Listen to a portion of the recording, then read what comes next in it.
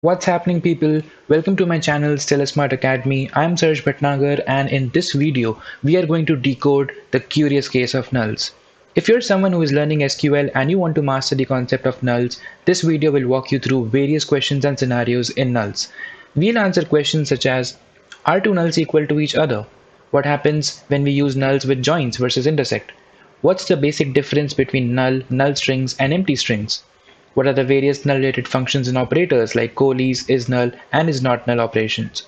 And lastly, we'll also explore how null behaves when it is used with arithmetic, string, and aggregation operations. So let's get started. The core idea of null basically revolves around the concept of unknowns. So basically, null acts as a placeholder for values which might be appearing in the near future. From the data perspective, if you have columns which are belonging to integer, string, date, or any other data type, you might need to have a placeholder, and in that case, null fits in properly. So if you have data that is expected to be populated in the near future and you don't want to have any erroneous or any other irregular values, you can use null as a placeholder for those columns. So null basically can be used for any type of column. The most amazing thing about nulls is that since nulls are acting as placeholders for unknown values, they do not occupy any memory in your computer storage. And this is possible because nulls have technically been designed in such a way so that they act as a pointer pointing to an unknown or a not defined location. Since they are acting as a pointer pointing to an undefined location, they simply acquire no memory. Now, what is this concept of null strings? Well, simply put, if you write the alphabets NULL and enclose them in inverted quotes, it becomes a null string. So null string basically is nothing but a string which consists of the alphabets NULL. Since it's a string, of course, it will acquire some memory, and that's the core difference of how null strings differ from nulls, which is the unknowns. SQL uses a different color coding scheme to show or depict null strings versus the nulls which are unknowns. Lastly, we have something called as empty strings, which is nothing but the inverted quotes open and close without any character, not even a space in between. Again, since these are also strings, they will definitely occupy some memory in the storage. You might be wondering that an empty string does not contain anything, but SQL has been designed in such a way that even empty strings act as strings and therefore they acquire some data in the memory. And that's how they are again different from the nulls which are unknowns. Empty strings basically means it's a known value, but it's empty. So you don't want to modify the data type of the column by putting a null placeholder which has no data type, and you simply want to have an empty string in that place so as to retain the data type of strings. So nulls appear differently when we are writing them in the query editor versus when they are appearing in the results pane. Let's try to select query quickly. So first we'll write null, and I'll call this the unknown column. Then we will write null strings. So I'll use the inverted quotes. I'll write inverted quote open, null, and inverted quote close. And you can see since null within the quotes is a string, it appears as red in color compared to the first one, which is the unknown nulls, that appears gray in color. So that's how SQL differs in terms of color from the query editor perspective. So let me call this as the null string. And lastly, we have the empty string, which is nothing but the pair of inverted quotes with no character in between. And again, since it's a string, it appears red in color. So let me call this as empty string. Now we'll quickly run this query. And as you can see in the results pane in the output, the very first null, which is the null that points to unknown, is totally different in appearance from the null that is the null string. If you can see closely, the very first null has a slightly yellow background, and this is how SQL previews or displays nulls which are unknowns against any other kind of text. Also, you can notice that since null over here is in lowercase, but still in the results pane you can see that null is in uppercase. So irrespective of whatever case you're writing for nulls, they always appear in the uppercase with a slightly yellow background. This helps the user understand if the null value within a column that's appearing is actually null which are acting as unknowns or null acting as strings. Lastly, the empty string is nothing but a plain white cell with a white background, just like the background color is available as white for the null string. So this is how select queries and SQL helps us identify nulls in terms of query editor and also the results pane. It's very common to ask this question: are two nulls equal to each other in SQL? The answer is no, they are not. But if each null denotes unknown, can't we safely say that unknown is equal to unknown? In order to provide further clarification, let's deep dive and answer one question. What is the total revenue of Amazon in the year 2020? In order to be able to calculate the total revenue, we need all the data for all the months. But we know that still there are 7 months remaining in this year. Therefore, we cannot populate the value of the total revenue column now. So we will use null as a placeholder in the total revenue column. And we know that this placeholder, which is an unknown value, points to a future number type of data. If I ask you another question, which is the best selling product on Amazon in 2020? Again, in order to answer this question, we need for the entire year to finish so that we can find out the best selling product, which is the product that sold the maximum number of units. Now this unknown value, which currently will be used as a null value and will be replaced by a future string value, which will be the product name. In this case, the unknown value is a future string. So can we say that the revenue, which is an unknown value, which is actually a number, be equated with a product, which is an unknown value, which is a string? Of course not. Revenue is a number, which is one entity, and the product is a string, which is another entity. And these entities differ in the data type itself. So it's totally illogical to compare these two entities, that is, to compare a number with a string. In SQL, when we perform null equal to null, we are kind of telling SQL to perform this comparison. And SQL thinks it's so illogical because you are saying that a number entity should be compared with a string entity or various other possible outcomes. And therefore, to avoid and clear the confusion and to have a respective standard, SQL says that null equal to null simply evaluates to not true. And this is the default evaluation. So by default, if you are working in SQL Server, null equal to null always evaluates to not true. If you are someone who wants to force SQL to change this property for your SQL complex calculations and computations, you can anytime change this property by using the ANSI nulls property of SQL and turning it to the off state. Now by default in SQL Management Studio, null equal to null evaluates to not true. So let's write a simple if else statement. I'll write if null equals to null, then we will print nulls are equal, else we will print nulls are not equal. Okay, let's run this code and you can see we get nulls are not equal because null equal to null does not evaluate to true. If we want, we can explicitly change and force SQL to compare two nulls and make it evaluate to true. To do so, we need to use the ANSI nulls property. So I'll write set, then I'll write ANSI underscore nulls, and I will switch it to off state because by default the ANSI nulls is in the on state. Let me run this code. And now SQL will compare two nulls and evaluate to true. So now the same code that was earlier going in the else clause evaluating to false will evaluate to true, and thus it prints nulls are equal.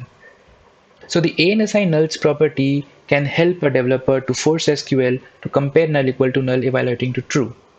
By default, this property is in the on state, and there is no need to explicitly mention this property if it's already in the on state. It's only when the developers want to change their logic in terms of comparing two nulls and evaluating to true, they can use this property by switching it to the off state and executing it. The concept of two nulls not being equal to each other in SQL brings us to another concept, which is how do nulls behave when they are used with intersect operations, which is kind of a set operation, compared to join operations. Now, intersect is a set operation, right? It's responsible for giving us all the common entities between two sets. In our cases, as you can see, we have two tables, P and Q, which consist of two columns, P name and value respectively. If I ask you, what will be the entity or entities that appear in the intersect operation between table P and Q? You will look at the value columns. As you can see, the value 10 is present in both the tables. So 10 is expected to be a part of the intersect operation, right? Similarly, the value 35 is also common between these two, and therefore 35 also makes it to the output of the intersect operation. Since intersect is a set operation, it does not worry about comparing the values. It's worried about what values are common in the result set of p table and the result set of q table based on the column on which we perform the set operation. So in our case, null will also be a part of the intersect output. Remember, intersect is a set operations, and set operations are totally different from comparison operations. Set operations compare the result sets and not the data values. So if I write select value from table P and I say intersect select value from table Q and I run this query, we will see that we get the expected values, which is null, 10 and 35. Now let's talk about joins. What happens when we perform an inner join between table P and Q? Remember, joins are comparison operators. They are responsible for comparing the values between two entities. So in our case, 10 equal to 10 evaluates to true. 35 equal to 35 as per the inner join condition evaluates to true. But null equal to null, remember we have already explored this, evaluates to not true. Therefore, in the join of tables P and Q, null will not appear because two nulls are not equal to each other in terms of values. So if I write an inner join query, I say select star from P inner join Q on the value column. So I'll say P dot value equal to Q dot value. And if I run this, you can see we get only 10 and 35. The null entry is not displayed here because as per SQL, two nulls are not equal. So nulls are not equal to each other, right? So this is the core difference in how null differentiates its behavior between using set operations. Remember, set operations are not comparison operations. Set operations are worried about the result set, whereas join operations are comparison operations. They are worried about the values of the entities that are being used between two tables being joined. Now that we have a good conceptual understanding of the core idea of nulls, let's explore some of the commonly used functions with null. The very first one is the Isnull function. The Isnull function, as you can see, contains two and only two parameters. The first one is expression and the second one is substitute value. Why do we use the Isnull function? It's pretty simple. Imagine you have an expression or a column that may contain nulls. You want to handle and manage these nulls by avoiding them to propagate to your output. In this case, you are telling SQL that I have a substitute value that you can use in case my expression, which can be a column also, evaluates to null. All SQL do is it will simply try to run a case statement or an if-else statement in the background. So it says if the expression, which can be an expression as a logical entity or a column value, evaluates to null, then we will use the substitute value provided by the user. If the expression evaluates to a non-nullable value, then we can retain and use the expression itself. Please note that if the substitute value which is provided by the user is also null, in that case, the overall function value will return a null. To understand the null related functions and operations, let's see a dummy table. So here we have a sales table, and you can see in this table we have columns like ID. Then we have something called as a display name, which is nothing but the label that is used for the product being displayed to the users. We have something called as invoice name, which is the shorthand or the abbreviated version of the display name for easy billing purposes. And finally, we have the actual name column, which is the original name as provided by the manufacturer for an electronic item. Then we have the category, which is the segment of the electronic item sold. It belongs to camera, TV, or smartphone category. And lastly, the amount, which captures the sales price of each of these entities. Let's see the Isnull function in action here. So I'm going to write select star, and let's have a quick scenario. Let's say I want to get the display name, but if the display name is a null value, I want to use the value from the actual name column. So if the display name is null, I want to populate the value from the actual name. So I will write something like select star is null, display name comma actual name. I'll give it an alias, let's say output name from the sales table.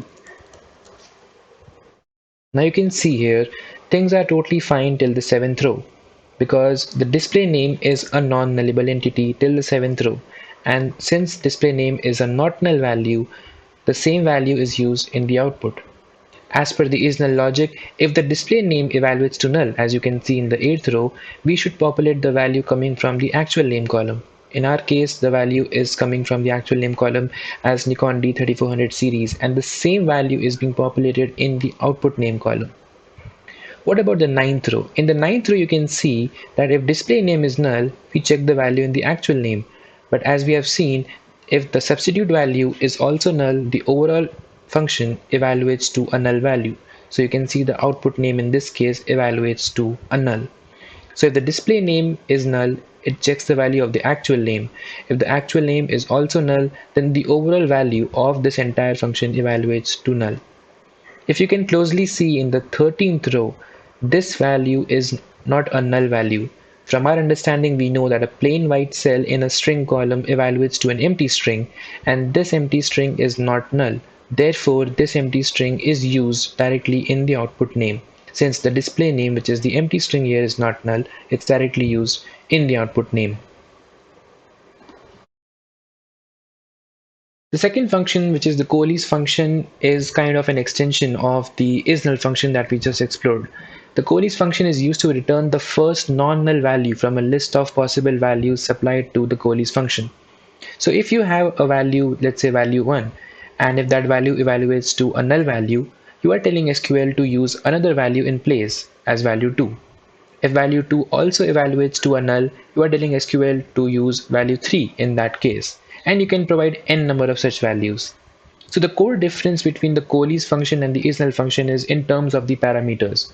Isnull restricts to only two parameters, wherein you can provide only one substitute value. Whereas in Coleys, you can use n number of parameters and you can provide n minus 1 possible substitutions. The core idea of Coleys and Isnull is the same, and therefore the property that if the substitute values themselves evaluate to null, Coleys as a whole will also evaluate to null. So if you have a Coleys which contains three values and you are trying to evaluate value 1, if it evaluates to null, you choose value 2. If value 2 also evaluates to null, you choose value 3. If end of the day value 3 also evaluates to null, then the overall function evaluates to a null. Implementing the Coleys function on the same table, let's see how it behaves. So I'm going to write select star, and this time my logic is I want to use the display name column first. If the display name column evaluates to a null, I want to fetch the value from the actual name column. If the actual name column also evaluates to null, I want to populate the value from the invoice name column. And lastly, if the invoice name column also evaluates to a null, I will provide my own set of value, which is a hard-coded value, in order to prevent null coming in the Coleys function. So I can say no display name, and let's call this the output column from the sales table. So you can see till 7th row, things are totally fine. If the display name is a not null value, the display name is used directly in the output column. In the 8th row, the display name is a null value, and as per the Coleys logic, if the display name is null, we should get the value from the actual name. The actual name is a not null value, so it's used in the output. In the 9th row, the display name is null, so we check the actual name. The actual name is also null, so we check the value in the invoice name column. Luckily, the value in the invoice name column is not null, and that value is used in the output column. If we check the 12th row, you can see first the display name is null, so we check the value in the actual name column. If the actual name column is null, then we check the value in the invoice name column. And in this case, the invoice name value is also null. So as per the Coleys logic, if all these entities, which is display name, actual name, and invoice name, evaluate to null, then we have the last resort of using the value we provided as a hard-coded value, which is no display name. And therefore you can see no display name appears. Again, as we saw in the Isnull functionality, the last row here is an empty string, which doesn't mean that it is null. An empty string is also a string, it's a non-nullable value, and therefore the same value is used in the output column. Null related operators are different things when compared to null related functions. Remember, operators are used in logical expressions and they do not contain any parentheses or parameters like their counterparts, which are functions. So the Isnull operator is an operator end of the day. It's not like the function we just saw, which had two parameters, that is the expression and substitute value. The Isnull operator is used to check if the value in a field evaluates to null. Similarly, the isNotNull operator checks if a value in a field evaluates to not null. So let's see the isNull and isNotNull operators in action. In the same table that we have explored in the previous examples, in the sales table here you can see we have the display name column, and I want to fetch all those rows from this table which have null value in the display name. So basically I want to find out all those products for which the display name evaluates to null. So first we will write a select query for this, and I will write select star from sales where display name. Now I can write this as equal to null, right? But before we run this query, I want you guys to understand how this query actually functions. When SQL is running this query, it will take the value of display name columns, that is Nikon Coolpix, Private 32 LED, and will substitute each of these values of each of these rows in the display name placeholder over here. So when it's running for the first row, it will evaluate NIK Coolpix equal to null. We know NIK Coolpix is not equal to null, and therefore this evaluates to false. And since where condition evaluates to false, that row is ignored. It goes to the next row, which is Bravia 32 LED. Bravia 32 LED does not equal to null. If it's substituted here, it evaluates to false, and therefore this row is ignored. But what happens when we reach the 8th row? When we reach the 8th row, you can see 8th row has null in display name, and therefore null is substituted over here. Can you see this expression, null equal to null? We have already explored that by default null equal to null evaluates to not true, and therefore these rows will also be ignored. So let's restore this query back and run this query, and you can see nothing is returned in this particular output. This is because null equal to null operation evaluates to false. Now there are two ways. If you have control over the ANSI nulls properties, if you have the right permissions to do so, I can set that to true, right? I can allow null equal to null. So I will say set ANSI nulls, and it was on by default. I'll change it to the off state. I'll run this. Now I'm telling SQL that null equal to null can be evaluated to true, and in that case, this query will give us the desired results, because now null equal to null is a possibility. It evaluates to true, and I get all the rows from the sales table for which the display name is null. Now, if you don't have control over this property, let's say you do not have control over ANSI nulls, you do not have the right permissions. In that case, let's first restore it to default, which was on. What should I do? I should simply remove the equal to keyword or the equal to symbol from here and replace it with is null. In this case, the is null acts as an operator. So all it's doing is it's evaluating if display name evaluates to a null. In this case, if you run, you will again get the desired output. Notice that we have set the standard for the nulls back to the default, which was null equal to null should not be compared. Null equal to null should evaluate to not true. But you can see we are getting our desired results. Why? Because we are using this time the isNull operator. Similarly, on the same lines, if we come back to the parent table, this time I want all those display names which are not null. So I want all those products for which the display name is available. All I have to do is simply write is not null.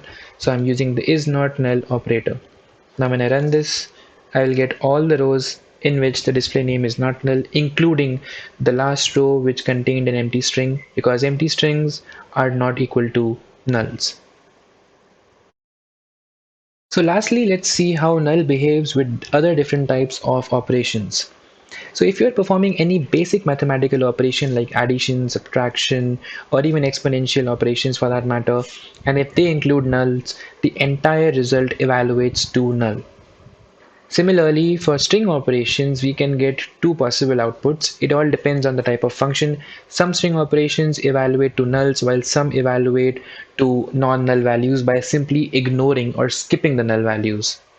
And lastly, the aggregate functions such as sum, average, min, max evaluate to non-null values by ignoring the null values. So the good part is that if you have lots of null data and you're performing aggregations, you can rest assured that you will get your computations correct because SQL skips all the null values for you and calculates the aggregate functions on the remaining non-null values. So let's see all these operations in action. Let's first perform a mathematical operation. So you can see in the sales table, I have the amount column, which is a numeric field. So let's try to add, subtract, and multiply some values. So I will say select star, then I will say amount plus 100 as output, then amount minus 100 as output 2, amount into 100 as output 3 from the sales table. So you can see output 1 was adding 100. Everything is fine till the non-null columns. In the null columns, null plus 100 evaluates to null. Similarly, in output 2, we were subtracting 100. So things are totally fine in the non-null columns. Here you can see we have 39,900, which is 100 less than 40,000. For null values, null minus 100 evaluates to null. And lastly, for output 3, we were multiplying it by 100, so things are totally fine for the non-null columns. And for nulls, null into 100 evaluates to a null. So anything, if you are trying to perform any mathematical operation, arithmetic operation such as addition, subtraction, for that matter even division, it will evaluate to a null value if the values involved in it are nulls. So if I write something like select null divide by null, well, this is also null. If I write something like let's perform an exponential operation, so if I say select power, if I write 2 comma 3, it means 2 to the power 3, which evaluates to 8. If I change the power here, if I make it null, then this evaluates to null. In this case, if I change the base, if I make that as null, so I'm saying null to the power of 3, again this evaluates to a null. Apart from the mathematical operations, if we perform the string operations, so let's quickly perform the string operations back to our main table. Let's say I want to concatenate the display name, invoice name, and actual name column, right? So let's see what happens. So if I write select, and then I'm going to use the concat operation. So I'll say concat, and I'm going to write display name combined with invoice name combined with the actual name, and I'm going to call this as output from the sales table. When I run this query, let's also include the remaining result set, so it's better to compare the values. When I run this query, you can see in the output for the values from 1 till 7, as you can figure it out, things are totally fine because we have combined all these non-null values together to form one single string.